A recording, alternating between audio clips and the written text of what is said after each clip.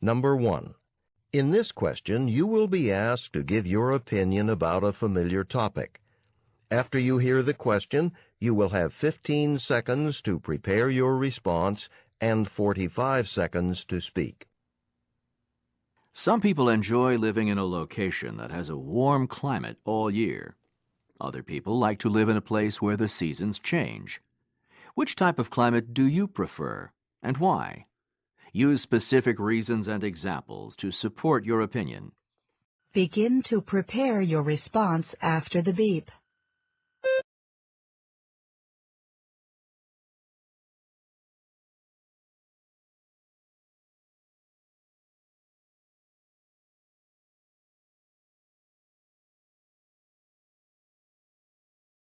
Begin speaking after the beep.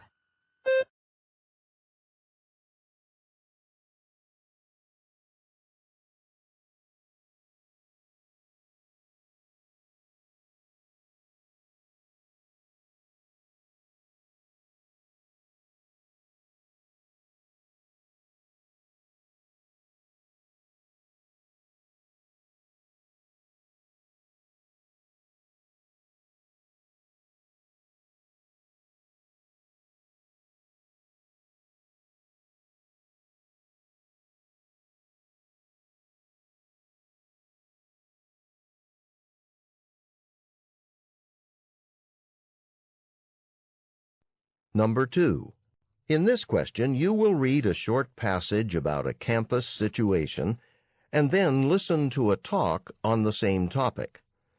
You will then answer a question using information from both the reading passage and the talk. After the question, you will have 30 seconds to prepare your response and 60 seconds to speak. A new policy for withdrawal from classes at the university has been established. Read the policy in the college catalog. You have 45 seconds to complete it. Please begin reading now.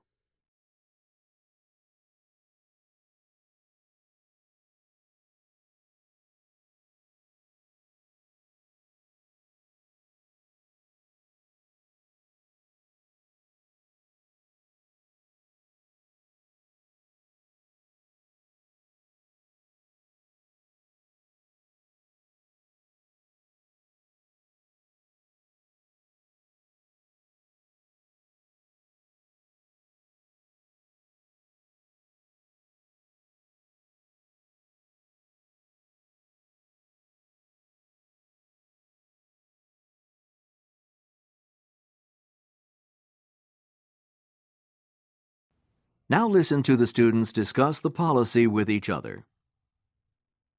The difference in this policy from the old policy is now you only have 3 reasons to request a full refund after the first week: illness, death in the family, or military service. Right, but that about covers it, don't you think? Not really. In the old policy, you could drop out to help your family. Look, let's say that your mother's sick. She's not dying, but she needs care. Then what?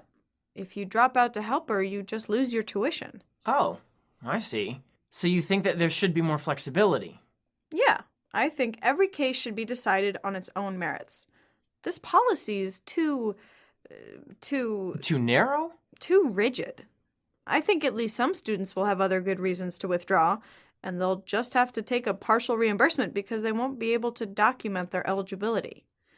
I'd like to see a procedure, a way to petition for eligibility. I'd like to see that added to the policy. The student expresses her opinion of the policy for reimbursement.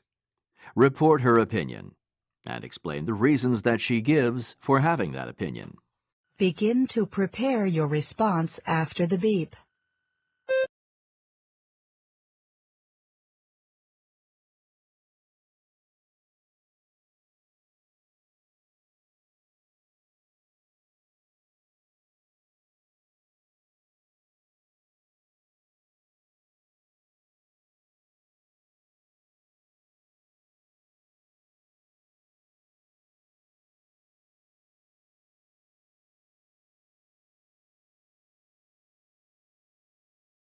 Begin speaking after the beep.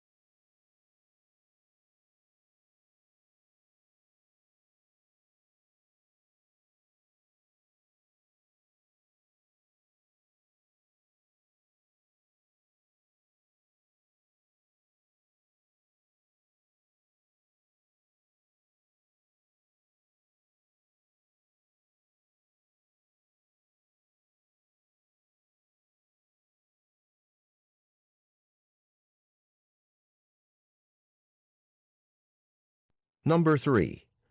In this question, you will read a short passage on an academic subject and then listen to a talk on the same topic. You will then answer a question using information from both the reading passage and the talk. After the question, you will have 30 seconds to prepare your response and 60 seconds to speak. Now, read the passage about ballads. You have 45 seconds to complete it. Please begin reading now.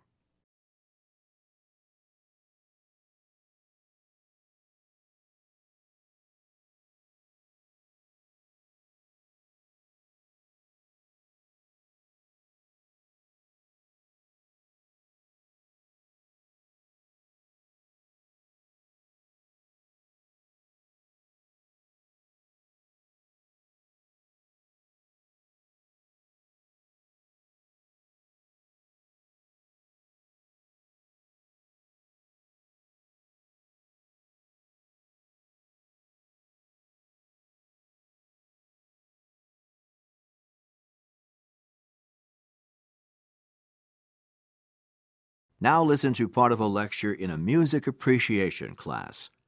The professor is talking about the Ballad of Barbara Allen. There are countless versions of the Ballad of Barbara Allen, and although it probably originated in the British Isles, versions are found not only in the British colonies, but also in many other countries, including Italy and several countries in Scandinavia. In fact, there are almost 100 versions in the United States alone. But the version that I'm going to play for you today is the traditional child ballad, number 84, from the reference English and Scottish Popular Ballads. In it, the narrative tells the story of Barbara Allen and the young man who fell in love with her.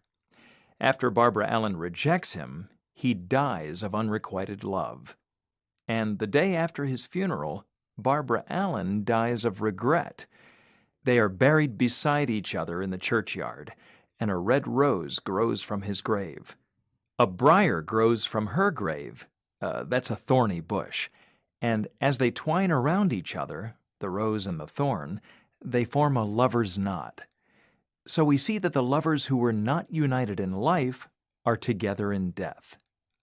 The music is repetitive, like most ballads, and also important to identifying it as a ballad, the second and the fourth lines of each four-line stanza rhyme.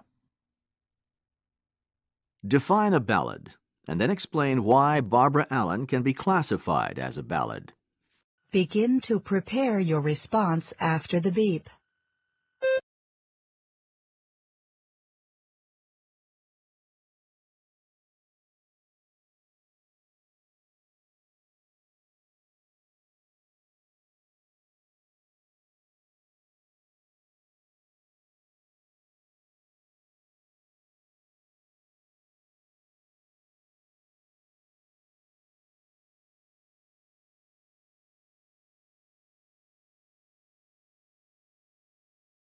Begin speaking after the beep.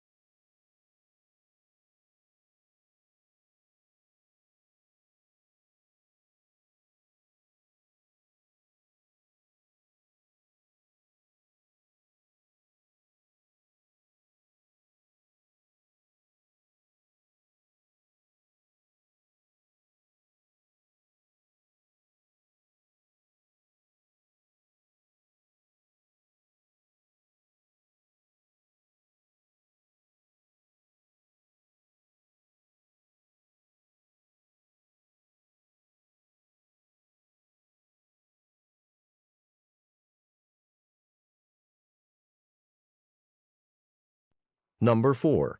In this question, you will listen to a short lecture.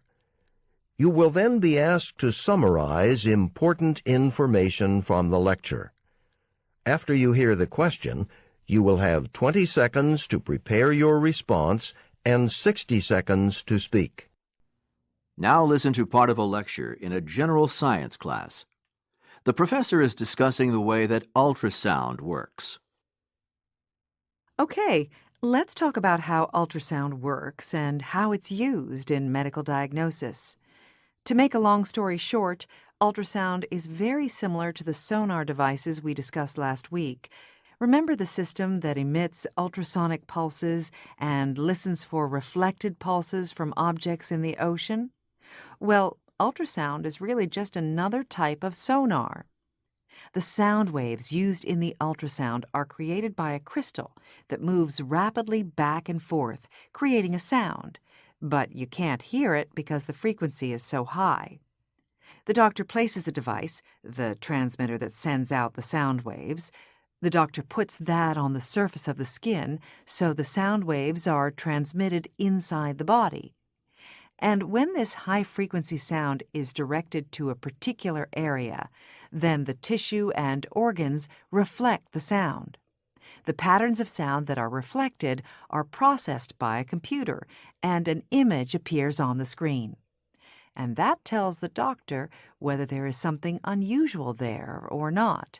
This is very important in the diagnosis of cancer, to know whether a tumor is present, and also as a non-invasive way to monitor the growth of a fetus during pregnancy. Using the main points and examples from the lecture, describe the kind of information that ultrasound can provide, and then explain the way that ultrasound is used in medical diagnosis. Begin to prepare your response after the beep.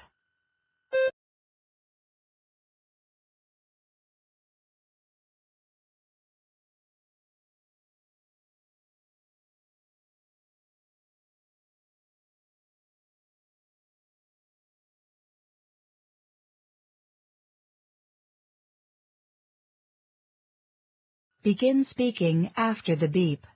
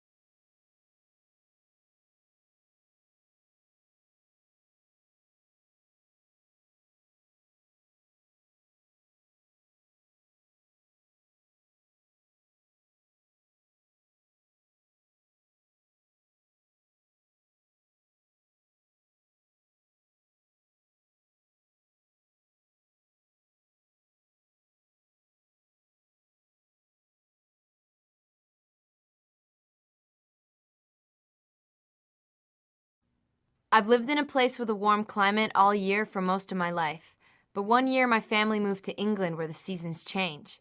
I thought it was a beautiful place and I enjoyed the experience, but I was glad to be home again. In the fall, we don't have to rake leaves. In the winter, we don't have to shovel snow, and in the spring, we don't have to drive in the rain. So a warm climate's a lot less work. And I can wear the same clothes all year in a warm climate, but in a place where the seasons change, you can't. I remember putting my coats and heavy clothes away when the weather got warmer in England. Best of all, I'd like to see the sun shine every day. So maybe I'm just used to warm climate. But for now, that's my choice. The woman thinks that the eligibility requirement for 100% refund after the second week of classes should be changed. Right now, to qualify, you have to show documentation of serious illness, injury, death of a family member, or military duty. She points out that there could be a case when a student's family might need help, but the circumstances wouldn't be covered by the policy. She suggests that there should be a way to petition for full reimbursement by explaining the situation, and each case should be decided based on the circumstances, not on such a limited number of possibilities. So her solution to the problem would be to add the option of petitioning for full refund by explaining the reason for requesting an exception. A ballad is, and I'm quoting here, a poem that tells a story and is sung to music. Characteristic of most ballads is the rhyming of the second and fourth lines.